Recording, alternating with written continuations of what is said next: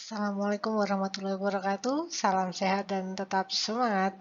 Di video kali ini akan membahas tentang transportasi dan distribusi. Mengenai secara spesifik kita akan bicara introduction-nya, apa itu freight transport, kemudian moda-moda transportasi yang bisa digunakan, bagaimana kita memilih moda transportasi yang tepat, dan secara spesifik akan ada video tentang moda transportasi air freight atau moda transportasi dengan pesawat. Nah, kita mulai dengan apa itu freight transport. Dari gambar ini kita bisa lihat bahwa sebenarnya freight transport sebenarnya adalah moda transportasi yang bisa kita gunakan untuk memindahkan products atau goods atau barang dari poin A ke poin B, dari poin origin ke point of destination. Nah, di gambar ini ada 4 moda transportasi yang bisa kita gunakan. Ada railroad, ada rail transport, ada juga sea freight, kemudian ada air freight, dan juga ada road freight atau yang melalui jalur darat. Tapi di luar 4 ini ada satu lagi moda yang bisa kita gunakan untuk memindahkan barang. Sekali lagi ya, memindahkan barang dari poin A ke poin B yang bisa digunakan untuk sejenis komoditas tertentu, misalnya gas, kemudian air atau liquid. Nah, yang sering disebut dengan pipeline. Tapi memang ini jarang sekali digunakan karena infrastrukturnya terbatas. Walaupun itu cukup efektif dan efisien untuk memindahkan produk dengan karakteristik liquid atau gas, atau juga kemudian beberapa produk curah gitu ya, yang akan lebih efektif ketika kita menggunakan pipeline. Nah, selanjutnya ketika kita sudah tahu ada banyak moda transportasi yang bisa kita pilih, hal yang cukup krusial dalam pemilihan moda transportasi adalah bagaimana kita memilih moda transportasi yang sesuai, yang cocok untuk mengirimkan produk kita atau barang kita. Nah, ada 4 hal prinsip yang bisa kita jadikan pertimbangan. Yang pertama adalah operational factor. Apabila kita mau mengirimkan produk dari negara A ke negara B, gitu ya, kita harus mempertimbangkan operational factornya. Apakah moda transportasi yang kita mau gunakan tersedia di negara tujuan, kemudian juga bagaimana regulasinya, bagaimana juga dengan culture atau budaya negara yang kita tuju, negara-negara yang kita lalui, bagaimana tentu saja dengan keamanannya. Hal-hal seperti itu perlu kita pertimbangkan dalam memilih moda transportasi. Tentu saja mungkin kita memilih moda yang transportasi yang paling efisien menggunakan road, misalnya road freight. Tapi apakah kemudian tersedia? Apakah kemudian hanya itu saja yang bisa kita pilih? Apakah moda transportasi itu bisa menjangkau sampai ke titik tujuan? Nah, hal-hal tersebut perlu kita pertimbangkan. Hal yang kedua terkait dengan karakteristik dari moda transportasinya. Apakah kita memilih moda transportasi sea freight misalnya sesuai dengan produk yang mau kita kirimkan? Ataukah kemudian juga moda transportasi kita contohkan pakai rail atau menggunakan kereta api? Apakah kemudian barang yang mau kita kirimkan dengan moda transportasi tersebut sesuai, ataukah karakteristik moda transportasi tersebut sesuai untuk mengangkut barang kita? Hal-hal tersebut perlu kita pertimbangkan tentu saja. Dan juga ada juga faktor consignment factor. Apakah kemudian ketersediaan misalnya kontainernya tersedia? Bagaimana dengan produk-produk yang kita kirimkan, apakah itu akan aman, apakah itu juga kemudian efektif dan efisien menggunakan moda transportasi tersebut. Dan juga yang tidak kalah penting adalah, dan itu biasanya menjadi salah satu faktor yang menjadi pertimbangan yang cukup besar, adalah bagaimana cost dan service requirement-nya. Nah, spesifik tentang hal itu kita bandingkan dalam matrik ini. Kita lihat berdasarkan jarak yang kita tempuh dan juga dengan berdasarkan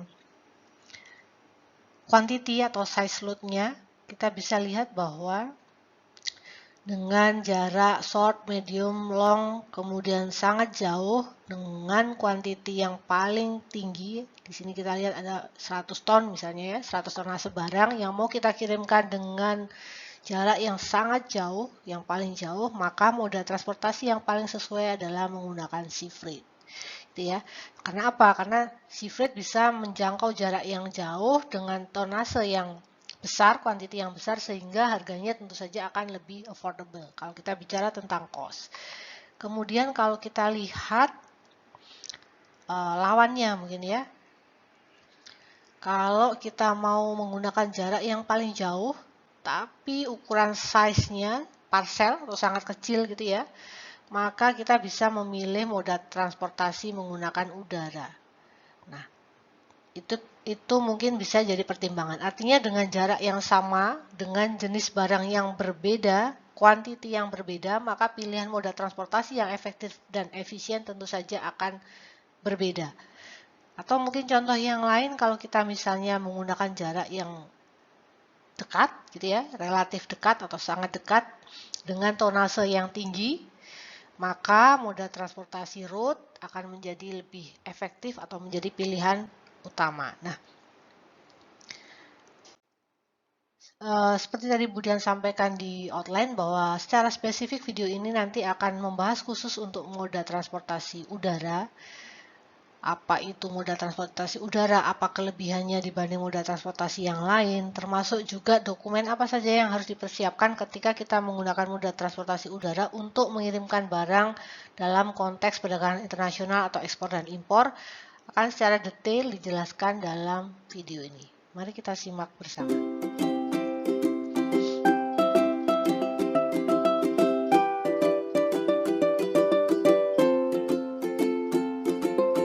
Halo semuanya, kali ini aku bakal sharing tentang salah satu transportasi dalam logistik. Yuk simak bersama. Ada 4 jenis moda transportasi dalam logistik, yaitu transportasi pesawat, transportasi kapal laut, transportasi jalan raya atau mobil, transportasi kereta api, dan transportasi pipeline. Tapi, tahukah kamu, transportasi udara memainkan peranan penting dalam logistik dengan memberikan beberapa manfaat dan kontribusi yang signifikan. Nah, berikut ini adalah peranan transportasi udara dalam logistik. Pertama, transportasi udara dalam logistik cocok untuk mengangkut produk seperti spare part, high value product, dan fragile product. Contoh high value product seperti fashion items yang memiliki value tinggi, seperti Chanel, LV, Dior, Hermes, dan sebagainya.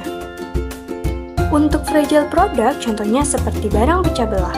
Nah, sebaiknya dikemas dengan rapi dan menggunakan pengaman yang tebal, serta menambahkan stiker fragile product.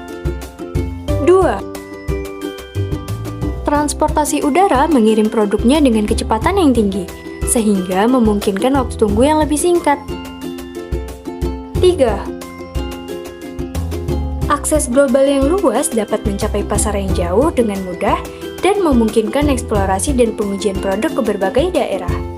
4. Transportasi udara menyediakan fleksibilitas dalam pemilihan rute yang cepat, sehingga memungkinkan penyesuaian dengan kebutuhan dan kondisi terkini. 5. Transportasi udara juga menyediakan pemantauan dan pelacakan yang akurat terhadap pergerakan barang dalam real time. Lalu, bagaimana dengan biaya transportasi udara?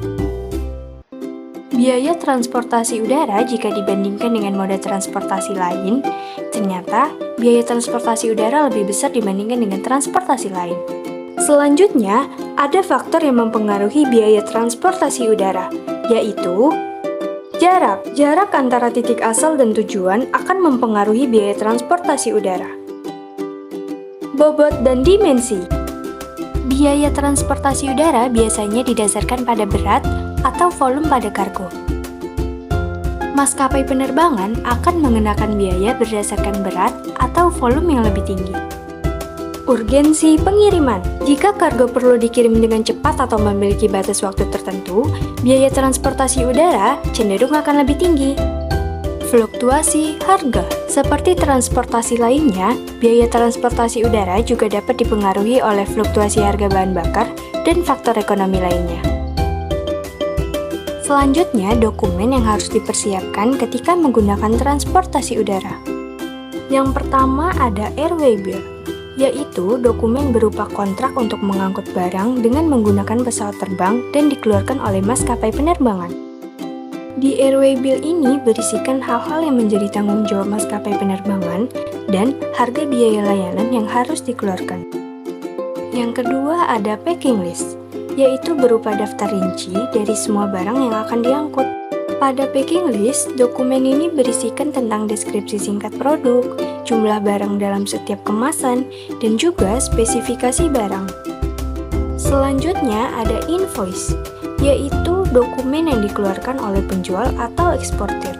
Dalam invoice ini berisikan tentang deskripsi produk, jumlah produk, harga produk, dan total transaksi. Selanjutnya ada Certificate of Origin atau COO, yaitu sebuah dokumen resmi yang menyatakan negara asal atau negara manufaktur suatu produk. Jadi, dokumen ini digunakan untuk membuktikan keaslian dan negara asal produk tersebut. Nah, gimana? Udah paham belum dengan peranan transportasi udara dalam logistik? Aku harap materi tadi bisa bermanfaat dan menambahkan wawasan teman-teman ya. Thank you for watching.